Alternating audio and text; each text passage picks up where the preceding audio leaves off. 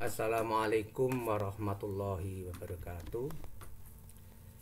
Mahasiswa yang kami cintai, masih ada dua slide lagi atau dua video lagi yang perlu saya sampaikan pada kalian.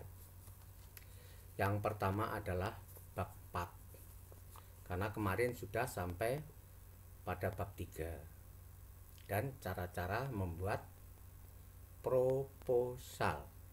Proposal itu hanya sampai pada bab 3, sampai pada metodologi penelitian. Ya.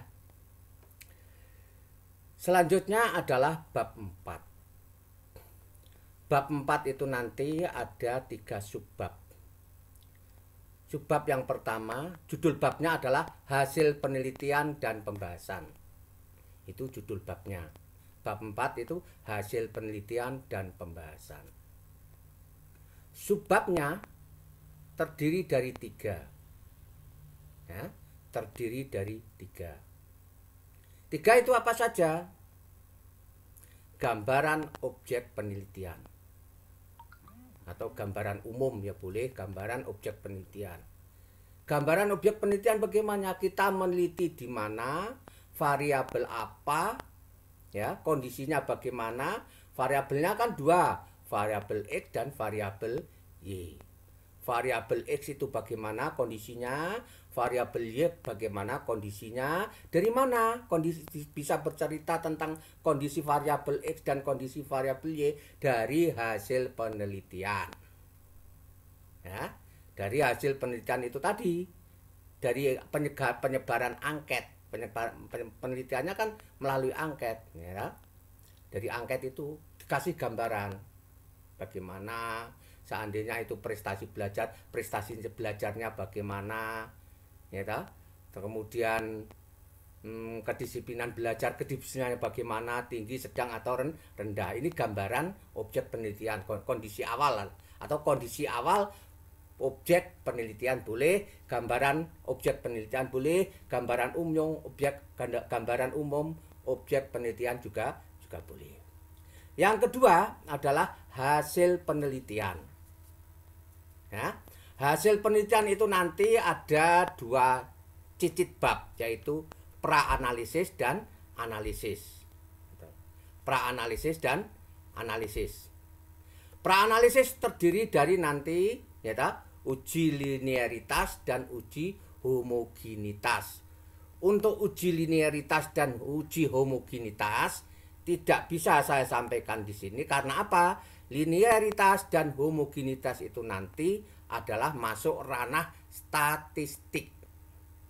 Ya, statistik nanti yang menerangkan statistiknya. Jadi kalau di sini tidak hanya menyebutkan saja, hitung-hitungannya nanti statistik. Kalau kalian ambil mata kuliah statistik, nanti ada uji linearitas dan uji homogenitas. Cicit bab yang kedua adalah masih hasil penelitiannya itu nanti analisis data. Analisis data itu nanti ya terdiri dari untuk apa? Kalau korelasi yang menguji korelasinya, kalau regresi yang menguji pengaruhnya, kan begitu aja.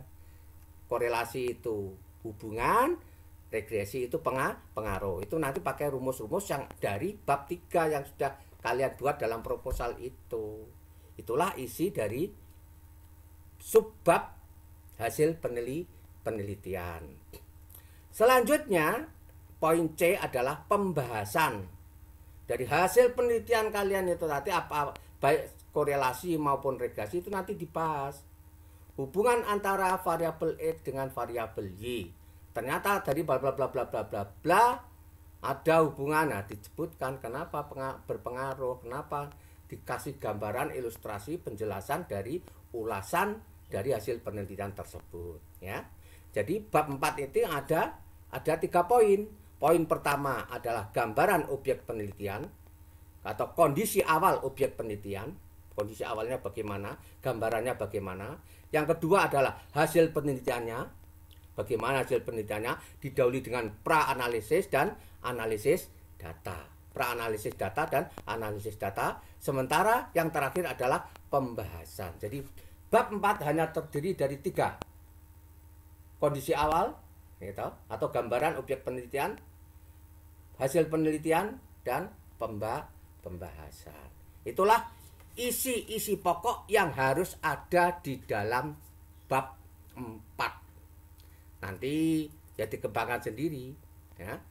Nah, untuk perhitungan-perhitungan untuk penelitian kuantitatif itu tidak perlu ditulis, dicantumkan di dalam bab.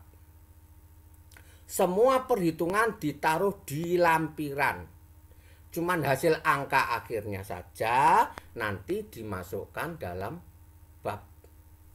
Ternyata dari hasil penelitian diperoleh korelasi sekian, sekian.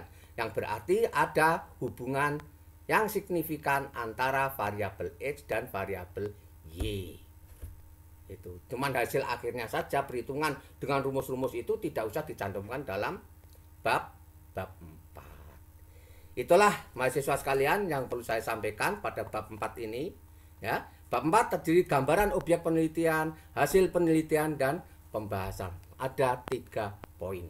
Itu nanti kalau kalian sudah melakukan penelitian dan setelah proposal disetujui. Proposal itu apa? Proposal kan usulan. Usulanmu nanti diterima enggak? Kamu meneliti begini-begini itu layak enggak? Nah, kalau layak di ACC, di sidang kamu bisa bertanggungjawabkan, oke, laksanakan, buktikan dengan penelitian. Begitulah yang dimaksud bab 4 itu. Penelitian kuantitatif adalah pembuktian dari proposal yang kita buat itu tadi dengan data-data lapangan berdasarkan angket. Angket sudah kalian buat, gitu, tapi belum ada uji validitas dan uji reliabilitas. Uji validitas dan uji reliabilitas itu nanti adalah ranahnya statistik. Saya tidak boleh menyampaikan di sini.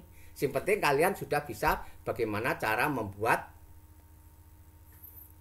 angket. Cara mengolahnya itu nanti ranah statistik. Begitulah mahasiswa sekalian, singkat saja karena bab 4 dan nanti bab 5 saya sambung, ya. Jadi bab 4 itu terdiri dari judul babnya adalah hasil penelitian dan pembahasan, tapi isinya adalah tentang gambaran objek, gambaran awalnya, objek penelitiannya bagaimana, hasil penelitiannya bagaimana, kemudian dibahas. Dari pembahasan itu akhirnya mengkerucut menjadi suatu kesimpulan yang akan dibahas di dalam bab 5 atau bab terakhir. Terima kasih, ya. Terima kasih. Assalamualaikum warahmatullahi wabarakatuh.